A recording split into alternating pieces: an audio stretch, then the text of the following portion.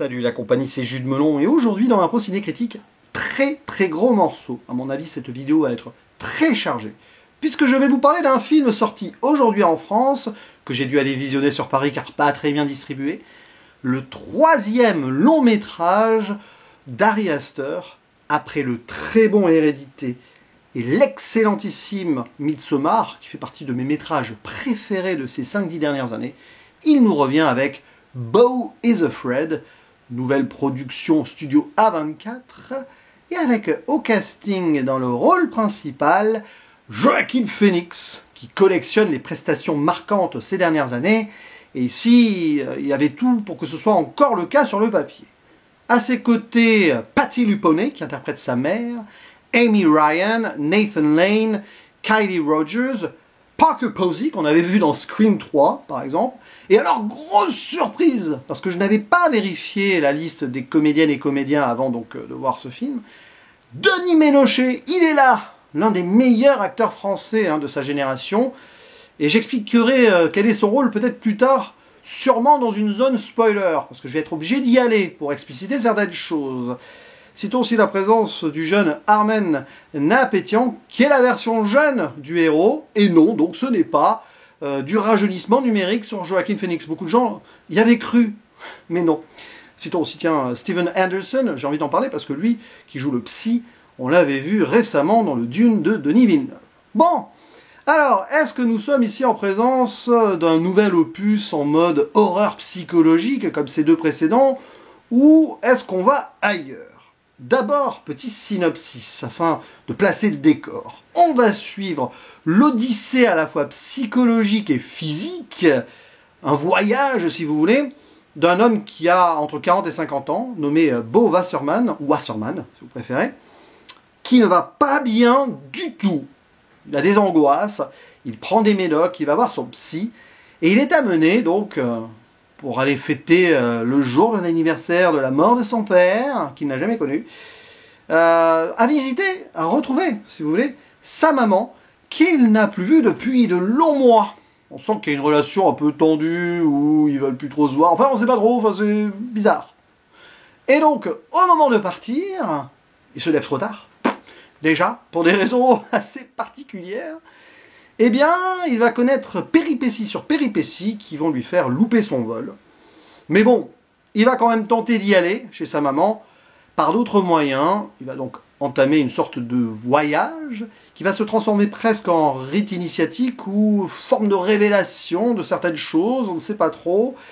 Et il va vivre des aventures qui vont peut-être le dépasser et aussi dépasser le spectateur. Parce que, clairement ici, nous avons un brûlot puissant qui prend toutes les formes possibles. Je pense que là, ce n'est pas galvaudé de le dire. Alors certes, horreur psychologique, c'est toujours là, mais on va encore plus loin dans l'angoisse existentielle qu'on trouvait chez certains de nos héros astériens sur les deux précédents. Et en plus, il emmitoufle cela, si vous voulez, dans un aspect très tragique et très comique par moment. Et il y a même une lecture sociale sur l'Amérique, selon moi. Mais ça, j'y reviendrai peut-être après. C'est une expérience ultime, ce genre de film. Pendant 3 heures, vous allez passer par pratiquement tous les états. À certains moments, vous allez rire, ça va être nerveux. Et à d'autres, vous allez presque pleurer et ressentir une émotion absolument trouble. Et bien sûr, vous aurez peur, peut-être. Vous allez être choqués, je ne sais pas. Et je pense même que certains seront ennuyés ou partiront avant la fin. Dans ma salle, on était 10, il y en a 2 qui sont partis au bout d'1h30 et 2 heures. Ça ne va pas plaire à tout le monde. Mais je pense que c'est le genre de film qu'il va falloir laisser mûrir dans son esprit. Et il y a tant à dire dessus, sur le plan thématique, c'est absolument mirifique. Et moi, j'adore ça quand il y a des choses à dire, que ce soit en très bien ou avec des doutes, des fois, sur un film. Ici, je pourrais vous en parler pendant 1 heure, voire plus. Mais on va essayer de rester synthétique. Je vais pas y arriver, mais je vais pas tout dire, ça c'est pas possible. Déjà, avant d'aller dans la zone spoiler pour aller plus loin, Oui, on peut faire des parallèles avec Hérédité et Midsommar, c'est certain. Je dirais même plus avec ses premiers courts-métrages, qui visiblement étaient déjà dans une sorte je vais y arriver, de traumatisme. Mais là, oui, par rapport aux deux œuvres précédemment présentées au cinéma, on ressent à nouveau l'aspect famille, l'aspect du deuil, de l'angoisse. Rappelez-vous, Midsommar, l'héroïne, elle n'allait pas bien. Elle aussi, elle partait dans une sorte de voyage odyssée quête initiatique après avoir subi une grosse angoisse. Dans Hérédité, il y a aussi cet aspect famille très unie ou pas, justement, et il va leur arriver des trucs. On retrouve ces ambiances-là. Mais je pense même que là, Ari Aster, il va beaucoup plus loin. Il nous propose une œuvre très psychanalytique. Je pense qu'il met énormément de lui dedans. J'ai même un peu peur pour sa santé mentale après avoir visionné un tel métrage, parce que tu te dis, mais waouh, qu'est-ce qu'il veut nous dire là? Critique sur le monde extérieur peut-être, à certains moments quand même, surtout au début avec cette violence, etc. On a l'impression qu'il pointe le doigt sur une Amérique qui banalise beaucoup de choses et qui rend les gens parano. Mais au-delà de ça, cet aspect familial qu'on retrouvait déjà dans les deux précédents, il faudrait voir dans sa biographie ce qu'il en est quand même. Bon, je ne suis pas là pour le faire, mais qu'est-ce qu'il a voulu exprimer là-dessus? Je pense que c'est un peu des deux. Il a mis beaucoup de lui et par rapport à sa vision du monde qui l'entoure. Ce qui est certain, c'est que vous ne pouvez, à mon avis, que souffrir pour ce personnage principal. On peut même parfois s'identifier à lui. Il est perdu. C'est un monsieur qui s'est presque refusé de vivre pour des raisons qui vont vraiment nous éclater à la tronche plus on avance dans le film. J'y reviendrai très vite. Et dans ses angoisses absolues, à un moment, il teste un nouveau médicament et ça part en vrille. On peut se poser des questions d'ailleurs, dès le début, tiens, est-ce qu'on va pas halluciner avec lui suite à une prise d'un truc qui le dépasse? Sur le plan, voilà, perte de l'esprit, etc. Oh, c'est une lecture possible. Évidemment, c'est facile.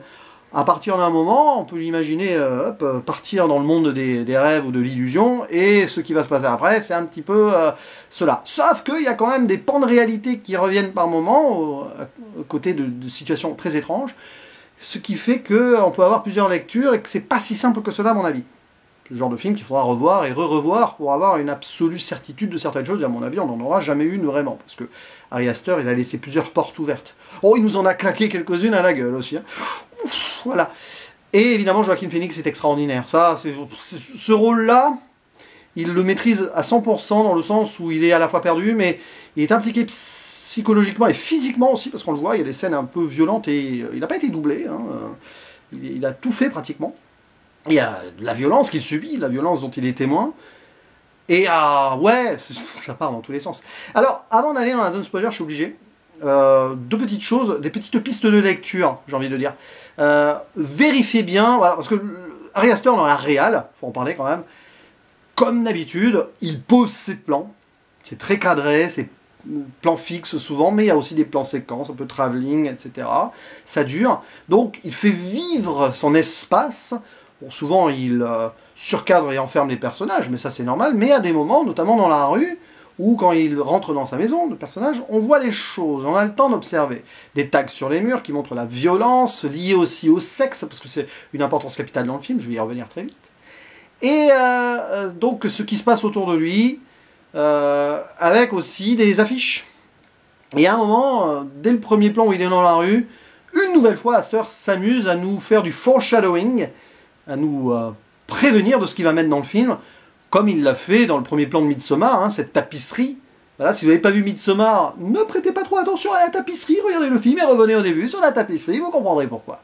Là c'est pareil, dès le début, il y a des petits trucs qui sont en filigrane comme ça, et je mettrai même le doigt sur un petit enfant qu'on voit sur une affiche de pub en fond, mais je vais y revenir très vite dans la zone spoiler.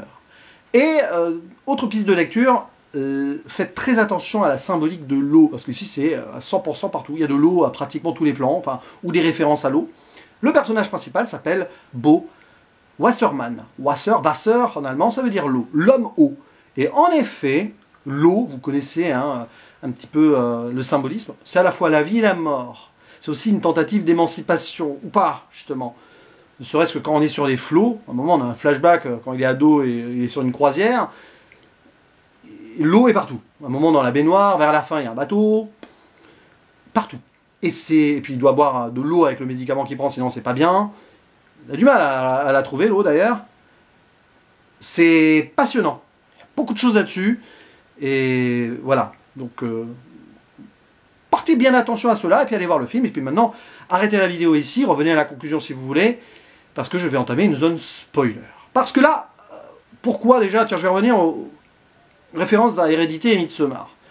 Le côté, bon, Midsommar, à un moment, il y a une communauté dans la forêt, bon, ça c'est très vite vu et tout, mais donc l'angoisse du deuil, il est là. Le père est mort avant la naissance de Beau, mais la mère, dans le film, meurt aussi. Et ça, c'est inattendu. Il doit aller voir la mère, il peut pas à un moment X parce que c'est compliqué, donc au moment Y, quelques heures après, il apprend, parce qu'il appelle sa maman, mais c'est un livreur qui répond, que sa maman est décédée parce qu'elle s'est reçue un lustre sur la gueule et que la tête a été explosée. Très étrange, mais bon, il y a beaucoup de choses complètement bizarres dans ce film. C'est même limite le truc le plus concret qu'on puisse avoir, là. Donc, il va affronter ce deuil avec cette angoisse, comme le personnage de Danny, hein, je crois que c'était ça son prénom, j'ai un gros doute, hein, c'est pas grave, dans Midsommar, donc joué par Florence Pugh, va aussi partir faire une quête pour vaincre ce deuil, ou pas, et revenir peut-être à la vraie source de la vie, si on veut.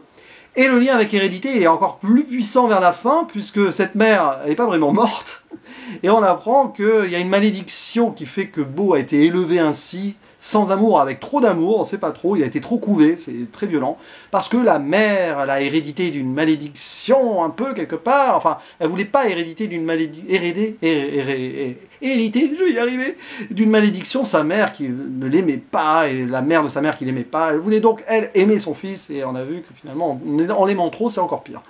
Et le père lui-même, malédiction, soi-disant, tous les parents masculins de la famille, le père, le grand-père et tout, sont morts au moment de procréer. Donc oui, le père de Beau, il est mort au moment où il est venu en elle, sa mère, donc quand il y a eu la création. Bizarre, hein? Ouais.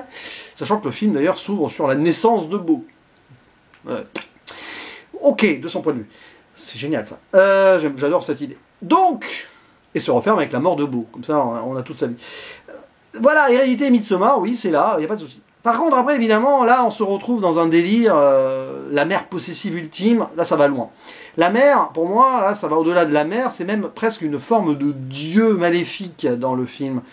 Et on peut se poser la question de qui nous sommes, nous, spectateurs, par rapport au film. Je vais y arriver. Dans le sens où la mère, en fait, elle a une énorme entreprise, elle est milliardaire, conglomérat de machin. Les industries NW, ce sont ses initiales, hein, Mona Wasserman, et NW, c'est partout. Big Pharma, etc. Donc les drogues que le fils prend, c'est à cause de la mère, et en plus il a été utilisé comme cobaye ou figure visuelle de la marque très jeune. C'est pour ça que l'enfant qu'on voit au début, c'est, je pense, un beau enfant.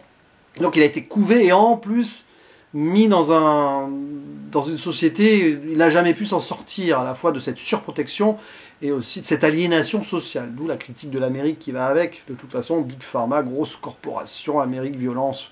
Et à un moment même, on a des gens qui recueillent Beau sur son périple, qui n'ont pas fait le deuil de leur fils, et héros de guerre, etc. Scène totalement cringe, avec la fille qui est rejetée par la famille, et Beau qui débarque, qui pourrait être le fils de substitution. C'est absolument incroyable. C'est là où Denis Ménochet est, d'ailleurs.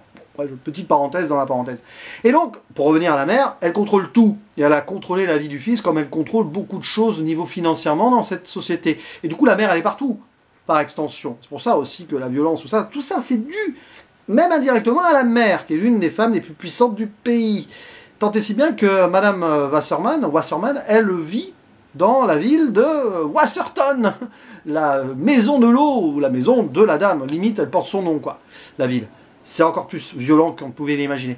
Et je disais que même ça intègre le spectateur dans le délire, parce que la MW machin, là, elle est citée en coproduction du film avec A24.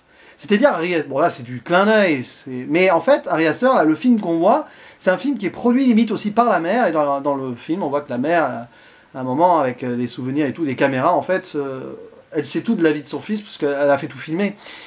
Presque, enfin, c'est pas si direct que ça, mais après, à la fin, on a ce tribunal, ce simulacre de tribunal, à la fin, avec le bateau et l'eau, là, où il va mourir, Beau, il est condamné à mort, hein, et il peut même pas se défendre. toute façon, il est condamné à mort depuis sa naissance, grosso modo. Une vie sans vraie vie. Et donc, on a quelque chose d'ultra méta dans le film. Et tout ceci, par extension, renvoie à une des plus grandes scènes de ce métrage. C'est le moment où il va dans la forêt. Il fuit, donc le personnage de Denis Ménochet. Et il est recueilli par les orphelins de la forêt, qui sortent de troupe de théâtre qui s'est réunie parce que eux, ils se sont émancipés des parents toxiques. Parce qu'il y a un petit peu de ça aussi dans le film. Et il joue une pièce de théâtre, donc, etc. Et à un moment, Beau, il va se mettre devant, il va s'imaginer dedans. Il a l'impression de voir sa vie là, où il va fantasmer une vie qu'il n'a jamais eue. Et puis alors là, on se retrouve avec des scènes d'illusion, quasi en animation rotoscopie par moment, avec un décor à Magicien d'Oz, etc. Et il va imaginer ce qu'il aurait pu vivre, à la fois une magnifique vie avec des enfants, mais après l'oubli, la perte de ses enfants, puis les retrouvailles. Mais en fait, c'est pas possible. C'est terrible parce que tu as presque une fausse émancipation avec des hauts et des bas d'une vraie vie qu'il aurait pu vivre, mais qu'il n'a pas vécu. Et après, quand il revient de là, forcément, il a une chose en tête, c'est faire le deuil de sa mère pour une fois, mais on apprend que sa mère n'est pas morte, parce qu'elle a mis en scène sa mort pour que son fils revienne. C'est affreux, c'est horrible. Et puis qu'il ressente la culpabilité aussi. Oh là là, quelle horreur. Horrible, le personnage de la mère. Mais on peut aussi imaginer qu'elle a subi des problèmes, notamment de son mari, qui à la fin est personnifié en tant que gros pénis géant dans la cave. Parce que comme on dit en anglais, he was a huge dick. C'était un sale con. Voilà. C'est ça hein, l'idée. Mais là, on est complètement dans le fantasme et l'illusion, ou pas, on sait pas. Mais c'est complètement fou. La fin va en perdre plus d'un, mais je pense que les gens vont être perdus à la fin. Oui, la fin avec le pénis géant, donc c'est le père, c'est sûr que ça peut manquer de goût. Mais en fait, si on réfléchit un petit peu, même si c'est trop frontal, je pense quand même un petit peu, il y a quand même toute une idée derrière, aussi la masculinité toxique, qui a, on va dire, amplifié le côté détestable de ce personnage de mère protectrice qui a été détruite par sa propre mère avant. Enfin, bref, vous avez compris, hein, création-destruction d'ailleurs, on est là aussi. C'est un film qui est absolument violent. C'est l'Odyssée d'Homère, mais version américaine, désabusée ultime et toxique absolu. Et je pense que là, après, voilà, traumatisme pour à la fois le spectateur et le personnage principal. Et la mise en abîme ultime, hein, la pièce de théâtre qu'on voit, et puis on filme un moment, même au milieu, vous avez quand même le personnage de Beau qui va même accélérer le propre film de sa vie, puisqu'il est filmé, et on va voir la fin, il y a le bateau de la fin, si on fait attention, c'est fou. C'est vrai que des gens ont comparé ça un peu à Mulholland Drive, dans un sens oui, mais c'est très différent quand même. Mais dans la possibilité onirique d'un truc rêve désabusé aussi, enfin rêve, vie désabusée, il n'y a même pas de rêve là. En effet, il y a quelque chose comme ça. Bon allez, je referme ma zone spoiler. De toute façon, j'ai été très pêle-mêle hein, dans celle-ci. C'est juste pour poser des bases de réflexion.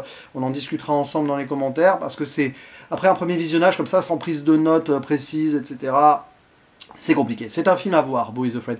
Tentez l'expérience, parce que justement, ça en est une. C'est du pur cinéma qui va forcément en déranger plus d'un. Il y a des scènes moi-même où j'ai quand même quelques doutes. Il faudra que je revoie. Je me demande si c'est pas en trop, c'est pas trop frontal. C'est trop abusé peut-être, mais en fait, en discutant avec moi-même, des gens dans ma tête, et avec ce que j'ai dit dans la zone spoiler, tout peut faire sens. Mais c'est sûr que c'est à analyser, hein. C'est un petit peu de la branlette intellectuelle, diraient certaines personnes. Peut-être un peu trop riche thématiquement quand même pour un premier visionnage, mais c'est ce genre de film qu'il faut se refaire et se re-refaire, et c'est ça la richesse aussi de l'art, c'est que derrière, avec les interprétations et ce qu'on ressent, on peut aller très loin. Je pense qu'il va y en avoir des vidéos théorie et analyse dans tous les sens de ce film. Là, j'en mets ma main à couper, enfin j'espère pas, parce que quand même. Voilà, certains collègues que je connais bien vont sûrement s'y atteler d'ici les prochains mois. N'hésitez pas à dire en commentaire ce que vous pensez de ce film, de sa magnifique mise en scène aussi, de ses expériences absolument folles, de Joaquin Phoenix, de Denis Ménochet aussi, parce qu'il a bien été utilisé pour son physique aussi. Bref, de tout, on discute de ce que vous voulez, mais on discute, c'est important ce film. Je pense le mérite. Allez, je vous dis à la prochaine, ciao!